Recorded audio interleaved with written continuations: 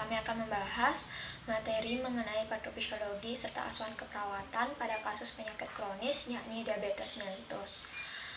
Sebelumnya, izinkan saya untuk memperkenalkan kelompok saya, yakni ada Niluh Mifarina Smita, Nimadi Srikesari, Nikomang Menilastini, Nimadi Piping Yunitarini Yasrawan, dan juga Komang Sitya Purnamasari. Baik, untuk mempersingkat waktu, izinkan saya terlebih dahulu untuk memaparkan materi mengenai definisi diabetes mellitus.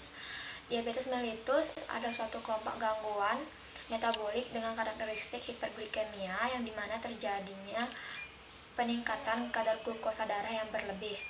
Hal ini bisa terjadi karena adanya kelainan sekresi insulin atau adanya gangguan kerja insulin, atau bisa terjadi karena faktor keduanya. Ini menurut Marcel pada tahun 2020.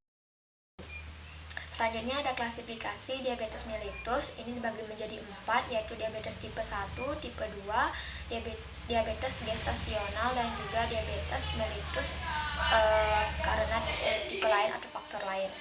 Diabetes tipe 1 ini biasanya terjadi karena autoimun, yang dimana ada gangguan pada sel beta pankreas yang tidak dapat menghasilkan atau kurang menghasilkan insulin.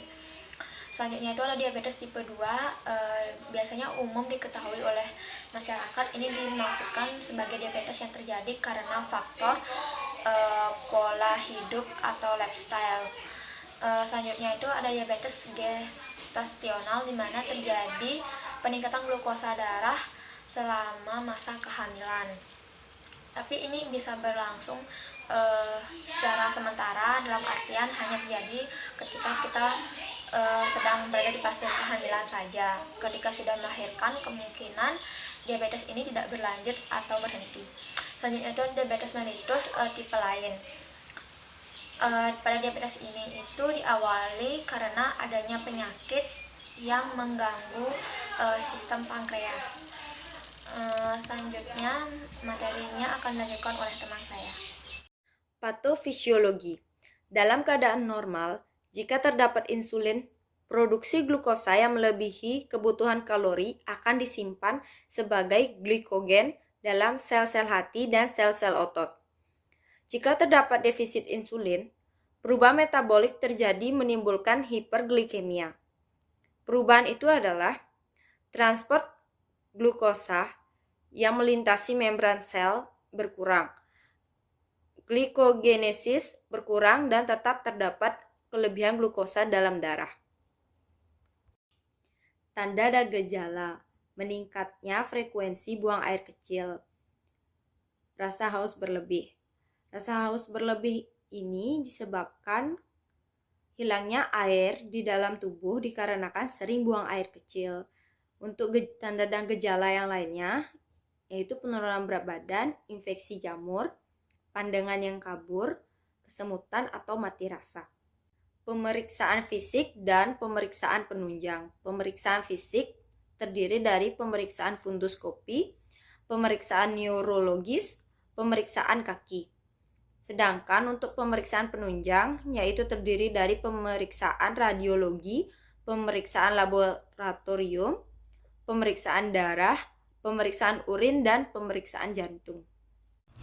Penata laksanaan diabetes mellitus itu ada 3. Yang pertama itu terapi gizi medis, di mana terapi gizi medis ini dilakukan dengan mengatur pola makan penderita diabetes mellitus berdasarkan status gizi diabetes dan memodifikasi diet yang didasarkan pada kebutuhan individual. Yang kedua itu latihan jasmani. Latihan jasmani merupakan kunci pengobatan diabetes mellitus, terutama pada diabetes mellitus tipe 2, dikarenakan obesitas dan kurangnya aktivitas yang berkontribusi terhadap keadaan pengembangan intoleransi glukosa. Yang ketiga itu ada insulin. Insulin merupakan obat utama untuk diabetes mellitus tipe 1 dan beberapa kasus diabetes mellitus tipe 2. Jadi penderita diabetes mellitus tipe 1 ini selalu diobati dengan insulin karena sel beta pankreas itu inaktif. Gangguan hati atau ginjal juga tidak dapat diatasi dengan OHO, sehingga harus diberikan insulin dengan segera. Penata laksanaan diabetes mellitus itu ada 3. Yang pertama itu terapi gizi medis, di mana terapi gizi medis ini dilakukan dengan mengatur pola makan penderita diabetes mellitus berdasarkan status gizi diabetes dan memodifikasi diet yang didasarkan pada kebutuhan individual. Yang kedua itu latihan jasmani. Latihan jasmani merupakan kunci pengobatan diabetes mellitus, terutama pada diabetes mellitus tipe 2, dikarenakan obesitas dan kurangnya aktivitas yang berkontribusi terhadap keadaan pengembangan intoleransi glukosa. Yang ketiga itu ada insulin. Insulin merupakan obat utama untuk diabetes mellitus tipe 1 dan beberapa kasus diabetes mellitus tipe 2. Jadi penderita diabetes mellitus tipe 1 ini selalu diobati dengan insulin karena sel beta pankreas itu inaktif. Gangguan hati atau ginjal juga tidak dapat diatasi dengan OHO, sehingga harus diberikan insulin dengan segera.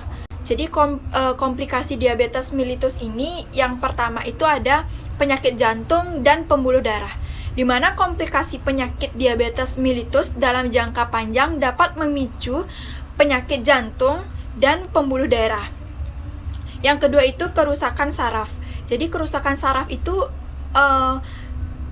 karena tingginya kadar gula darah dalam tubuh dapat melukai dinding pembuluh darah kecil yang bertugas melindungi saraf, terutama kaki. Hal itu dapat menyebabkan kesemutan, mati rasa, dan munculnya rasa panas atau nyeri. Yang ketiga itu ada gangguan pendengaran. Penyakit diabetes mellitus dapat meningkatkan risiko terjadinya gangguan pendengaran. Banyak penderita diabetes mellitus yang mengalami gangguan pendengaran. Yang keempat itu penyakit Alzheimer.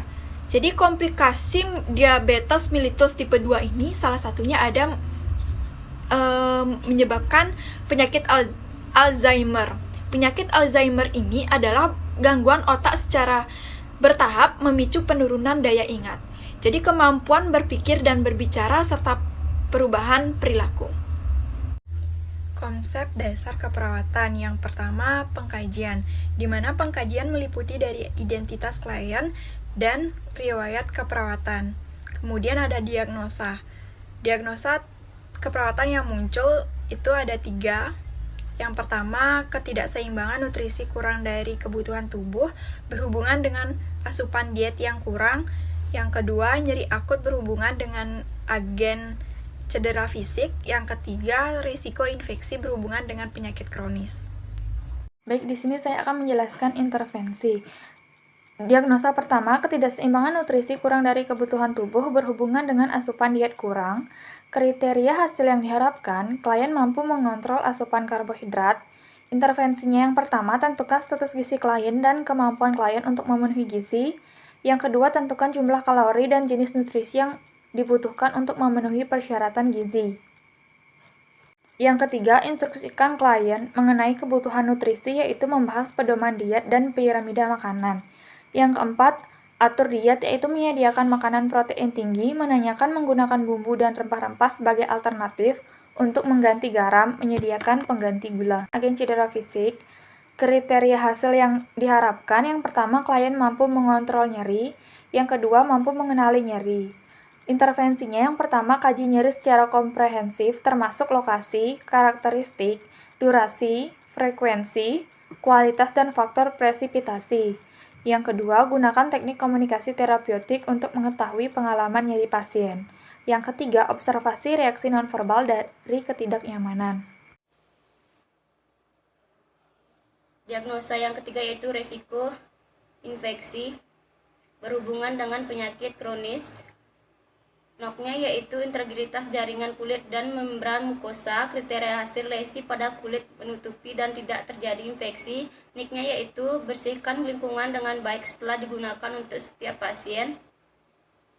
2. Ajarkan cara cuci tangan bagi tenaga kesehatan. Yang ketiga, anjurkan pasien mengenai teknik mencuci tangan dengan baik. Yang keempat, gosok kulit pasien dengan agen bakteri.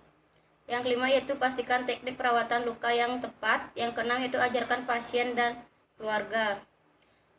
memberikan lingkungan dengan baik setelah digunakan untuk setiap pasien. Yang kedua, mengajarkan cara cuci tangan baik bagi tenaga kesehatan. Yang ketiga yaitu menganjurkan pasien mengenai teknik mencuci tangan dengan tepat. Yang keempat, menggosok kulit pasien dengan agen bakteri.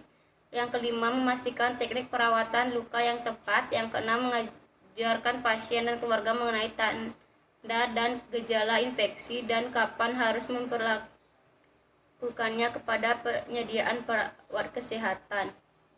Baik, sekian presentasi dari kelompok kami. Saya tutup dengan Parama Santi Om. Santi Santi Santi Om.